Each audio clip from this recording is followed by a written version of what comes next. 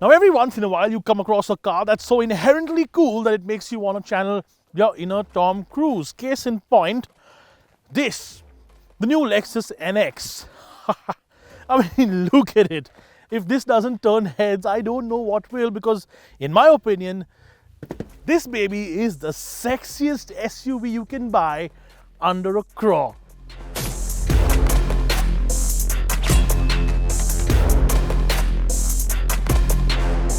You know, there's just so much to talk about the Lexus NX, but sadly I only have about 3.5 hours more to spend with the car because this is a bit of a first drive. So I'm just going to gloss over some things that really stand out to me. And it is a Lexus, so you can expect a whole bunch of little details. Like, for example, a little cornering light that's a separate element there, or the new grille, which is even bigger, even nicer, but it doesn't feel ostentatious anymore. It doesn't feel in your face. Maybe it's because there's no chrome on it, which is a nice touch. It looks sportier. Or the fact that 20-inch wheels come as standard on every single variant you buy, the biggest in its class. Or the fact that the LED headlamps are just inherently cool. Or just because it works as a design. Now, the first gen NX was a interesting looking car, but a bit of a hit or a miss. This thing just hits. Strange, isn't it? Till recently, all of us thought that the Lexus design language was a bit off, especially because of that big grille. But now I can safely say that it looks futuristic.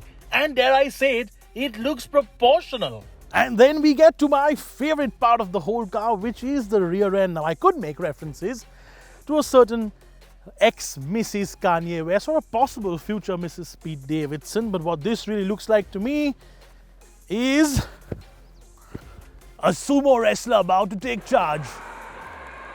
Now, this is crucial because you can have as cool an exterior as you want, which Lexus has always had, but then you can completely mess up the interior, which Lexus used to do in the past with its absolutely horrible infotainment systems.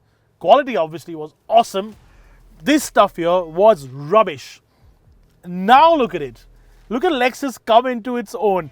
A 14-inch touchscreen. 14 inches. That's large.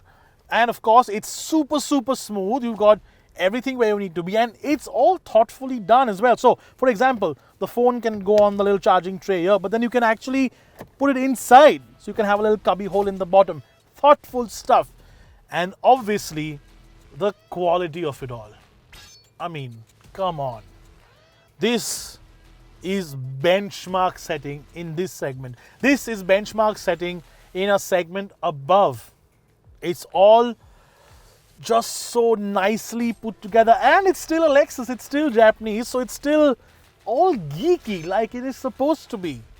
This is this is a damn good place to be in. Well done, Lexus, you finally heard all our prayers and cries. And if you're wondering about the rear seat, there is enough and more space here, and the seats in particular are so nice and so plush. This feels more comfy in the back as compared to the Germans for sure. Our SUV's engines undergo a lot of stress both in city driving and on tough terrains, particularly during warm-up in stop-start traffic and of course while carrying heavy loads. Ordinary car oils may not be enough for your SUV, and that is why we recommend fully synthetic Castrol magnetic SUV for non-stop protection.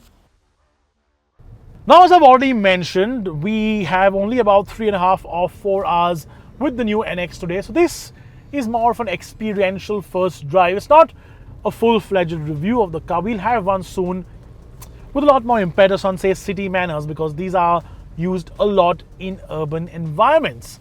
But let me talk about that Lexus buyer first. He, she, or they want one of two things. They want comfort, and obviously they want to stand out from the crowd because they want to do things differently, and that's why they're not considering a Mercedes-Benz, a BMW, or an Audi, or even a Range Rover. They're considering one of these. Now, comfort. Let me talk about that. This is a comfortable car. Now, again, we've only driven it over rural roads, and either it's really smooth tarmac or it's completely non-existent tarmac, but on both those surfaces, it actually handles itself pretty well. And that is despite the fact that it's running on big, gigantic, very rapperish 20-inch alloy wheels, and it's running on run-flat tires. Yeah, these aren't tubeless. They run flat, and they've got stiffened sidewalls. So they aren't supposed to be comfy, but they are. The car is. The seats are. Suspension setup is. You know that this is a Lexus when you drive it because they don't really care if it goes 0 to 100 really fast, which incidentally it actually does. I mean, the 2.5 litre hybrid actually does have 20% more power and torque, and it's still a little bit more fuel efficient. Japanese engineering for you guys. And in EV mode, which is the party trick of this car, it's actually going about its business really silently and quietly, and nobody knows if you come and go. I really wonder why the competition hasn't caught up to the hybrid tech yet, because in this segment, with this price point, people need to stand out from their friends and peers. Frankly, seeing how much you can keep this on pure electric mode is the real trick to having fun in this car. As a tech showcase, then, this is par excellence. So let me sum up the Lexus NX in 5 short lines. 1. This thing looks really, really, really cool to the point where it might make some people jealous. 2. This thing has the best interior in its class, in my opinion, by a margin. Mainly because they've gone a big step above what the last generation car was. 3. This thing is incredibly cool because it's a hybrid, and you can sort of boast that to your friends saying, oh, I'm doing so much more for the environment because I care, and my car can run on full electric power. That's a plus point for a lot of people. 4. This thing is incredibly, incredibly comfortable.